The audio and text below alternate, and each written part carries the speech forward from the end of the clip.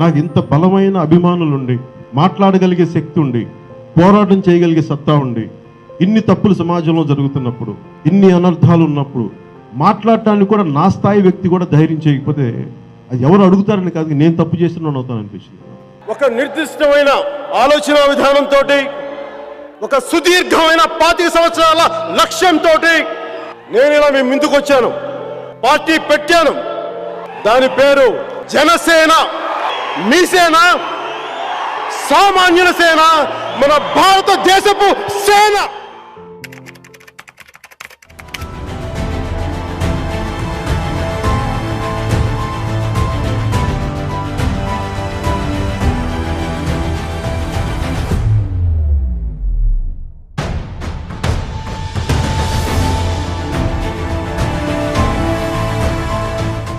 YCP లాంటి ఒక గుండా పార్టీని ఎదుర్కొని వచ్చిన వాడిని మీరు నన్ను బెదిరించగలరా? మీరు ఆలోచించండి.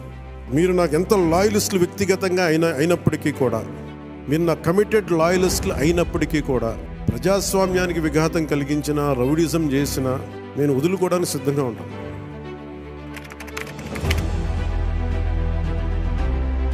భీమరావు వాడ గొడవైంది 5 సంవత్సరాల క్రితం. ఇందిరా పార్క్ నేను మాట్లాడింది అదేంటంటే, అది కాంగ్రెస్ బిల్డింగ్ ఉంది వెనకాల, గాంధీ భవన్. దశాబ్దాలుగా అక్కడే ఉంటున్నారు జనం, పిల్లలు పాపలు 3 తరాలుగా ఉంటున్నారు. బస్తీ లోపలికి వెళ్ళాను మొత్తం కూల్చేసిన తర్వాత. అప్పుడే వండుకున్న అన్నం కింద పడిపోయింది, ఒక భగవంతుడి ఫోటోగ్రాఫ్ కూడా కింద పడిపోయింది. నేను ఇవన్నీ చూశాను. ఒక 4 దశాబ్దాలుగా ఉంటున్న ప్రజలు మీరు ఎలా చేసేస్తారో, అందుకు నాకు కోపం వచ్చింది.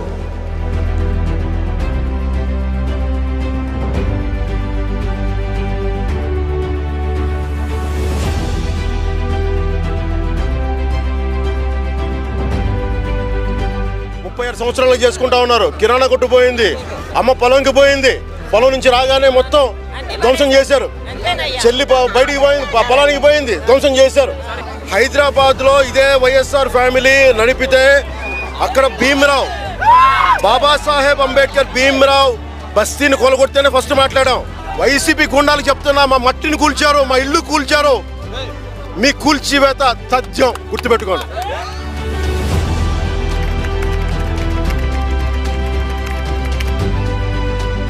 వరంగల్లో స్వప్నిక అనే ఒక ఆడపిల్ల ఉంది.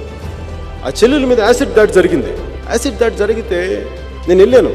వెళ్తే పాపం అమ్మాయి మొత్తం వాసిపోయింది, మొత్తం తాగలేకపోతుంది, నోటి మాట రావట్లా. అమ్మాయి అంది, ఒకటే అంది, అన్నయ్య ఇంక ఏ ఆడపిల్లకి ఇలా జరిగినవి కూడా చూడన్నయ్య.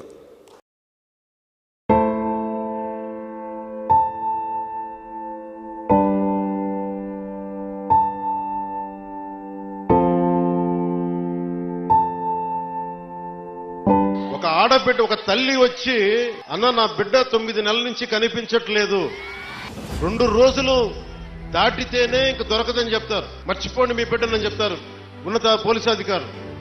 అలాంటిది 9 నెలలు అయిపోతే దొరుకుద్దా లేదా అనేది నా గుండె ఇలా కొట్టుకుంది. ఆ తల్లి ఏడుపు గుండె వేదన పెట్టేసింది. వెంటనే మన కేకే గారిని అడిగాను, మీరు వెళ్ళి వెంటనే తీసుకెళ్లి విజయవాడ మాచవరం శ్రీ గారి దగ్గరికి వెళ్ళి మాట్లాడండి అంటే, కమిషనర్ గారితో మాట్లాడాను. 9 నెలలు దొరకని బిడ్డ 9 రోజుల్లో దొరికింది.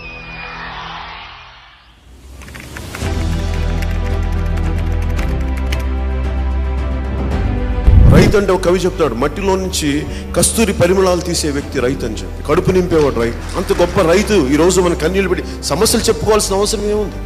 గిట్టుబాటు ధర లేదని చెప్పాల్సిన అవసరం ఏముంది? ఎక్కడికి వెళ్ళినా రైతు కన్నీరు విపరీతంగా కనిపిస్తుంది. ఎక్కడో చోట దీన్ని ఆపాలి. ఎక్కడో చోట రైతుని రక్షించుకోవడానికి జనసేన పార్టీ ఉంది. రైతు మాకు కనిపించే దేవుడు. నేను సాటి రైతుగా మాట్లాడుతున్నాను. నాకున్న ఒక 8 ఎకరాల మామిడి తోటలో నేను 2 సెంట్లు భూమిని, వరిని పండించిన వాడిని. నాకు తెలుసు ఎంత కష్టమో. ఆ నాట్లు నాటి ఆ మట్టి ఎంత ఇబ్బంది పడతారో తెలుసు నాకు. రైతు కూలీలు కానీ, రైతులు కానీ, అలాగే కౌలు రైతులు ఇబ్బందులు కానీ. జనసేన కోరుకుంటుంది, పండించే రైతు ఉంటాడో ఆ రైతు ఆనందంగా ఉండాలి, ఆ రైతు కడుపు కోత తీరాలి.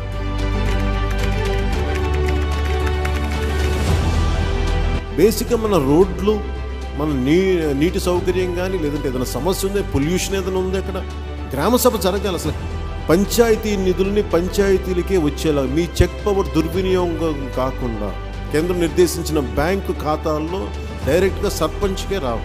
ఎప్పుడైతే సర్పంచ్ అకౌంట్లోకి డబ్బులు వస్తాయో అప్పుడు గ్రామ సభలు బలంగా జరుగుతాయి. మిత్రుడు పవన్ కళ్యాణ్ గారు రాష్ట్రం మొత్తం గ్రామ సభలు పెట్టాలి, గ్రామ సభల్లో గ్రామ అభివృద్ధి గురించి చర్చించాలని నిర్ణయం చేయడం ఇది మంచి కార్యక్రమం. దీన్ని అందరం కలిసి చేయాలి. రాష్ట్రం అంతా కూడా ఒక పండుగ వాతావరణంలో ఈ కార్యక్రమం చేయాలని దీనికి శ్రీకారం చుట్టడం, అక్కడి నుంచి నేను కూడా భాగస్వామి కావాలని వానపల్లికి రావడం నా అదృష్టంగా భావిస్తున్నాను.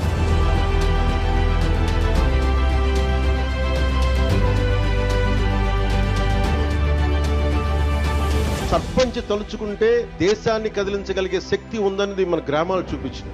అలాంటి 13,326 పంచాయతీలు గనక బలపడితే, బలోపేతం అయితే, నిజంగా అభివృద్ధి దిశ వైపు వెళ్తే, మనందరం ఐక్యతగా ఉంటే ఆంధ్రప్రదేశ్కి ఎన్ని లక్షల కోట్లు వీళ్ళు అప్పు చేసిన అప్పులను తీర్చేయగలం. మనకు అంత శక్తి సమర్థత మనకుంది.